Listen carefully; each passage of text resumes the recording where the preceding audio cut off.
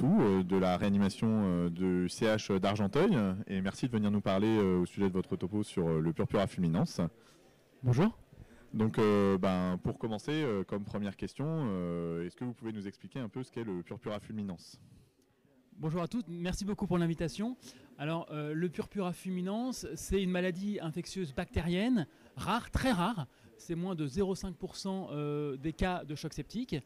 Et c'est défini de manière très simple par l'association d'un choc septique, avec toutes les défaillances d'organes qu'on connaît, et d'un purpura qui est nécrotique, plus rarement échymotique, et qui a surtout la particularité sémiologique d'être rapidement extensif, c'est-à-dire que ça débute par des petites taches et ça progresse très rapidement, en quelques heures, à la fois en nombre de taches et en étendue de chaque lésion, jusqu'à donner parfois des tableaux spectaculaires. Alors il y a deux choses à bien comprendre sur le purpura fulminans. Premièrement, il faut bien comprendre que le diagnostic précoce, il est difficile parce que le purpura, qui est finalement la clé du diagnostic, il n'est pas présent d'emblée. L'éruption est précédée par une phase prodromique qui est faite de symptômes qui sont complètement aspécifiques et qui ressemblent à ceux d'une grippe. Et c'est d'autant plus compliqué qu'il y a une cosaisonnalité entre les épidémies de méningocoque, qui, on va le revoir, est la première cause de purpura fulminans, et de grippe. Or, les symptômes initiaux, ils sont comparables, et donc c'est parfois compliqué de détecter la méningococcémie débutante parmi tous ces cas de grippe. La deuxième chose importante à savoir, c'est que le purpura fulminans, ça n'est pas une méningite. Il y a une confusion dans la littérature, dans l'esprit des médecins, dans les médias, parce que c'est une maladie qui est assez médiatisée, entre purpura fulminans et méningite.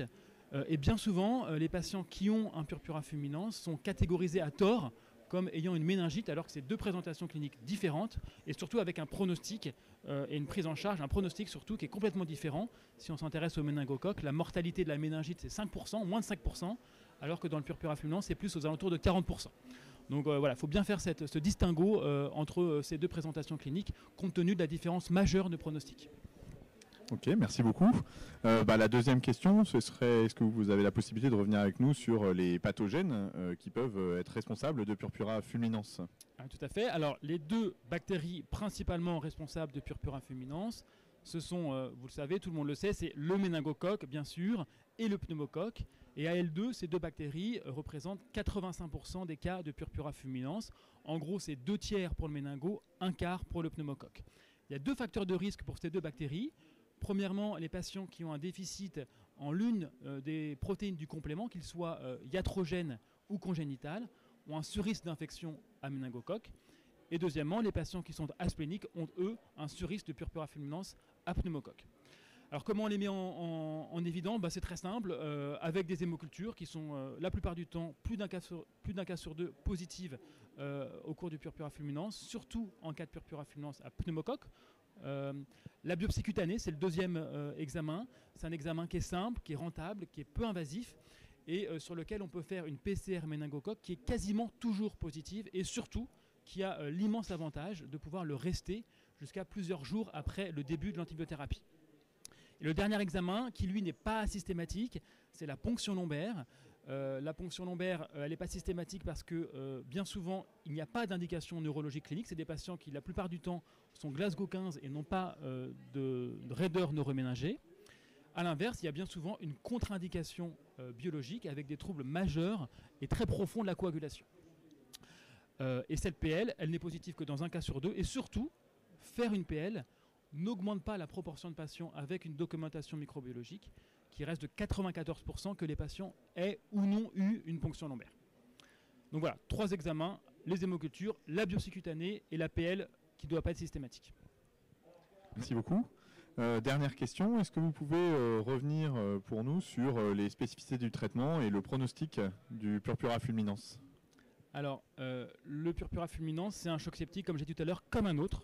Il n'y a aucune spécificité. Le traitement repose sur une antibiothérapie en préhospitalier le plus tôt possible par une céphalosporine de 3e génération.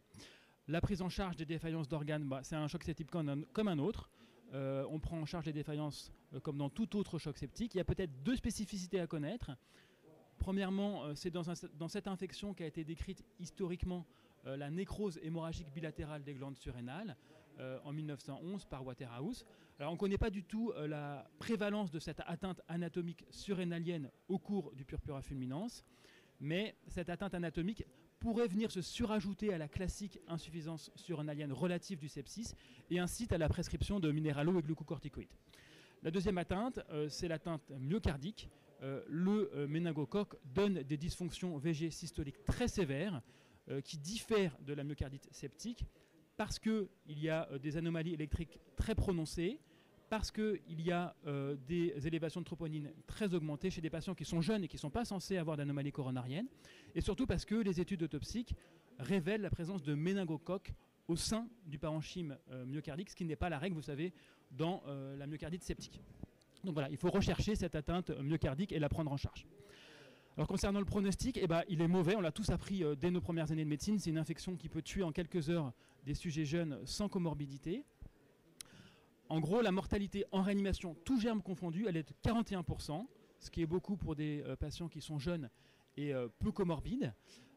Et la moitié de ces patients meurent très tôt, dans les 48 heures qui suivent leur admission en réanimation, et ils meurent d'une défaillance multiviscérale. Parmi les survivants, il y en aura environ un tiers qui aura besoin d'une ou plusieurs amputations, avec un nombre médian de membres amputés qui est égal à 3. Donc finalement, sur 10 patients qui viennent en réanimation pour un purpura fulminans, il n'y en a que 4 qui sortent vivants sans être amputés. Très bien, merci beaucoup pour vos réponses, Damien Contou. Merci à vous, merci pour l'invitation.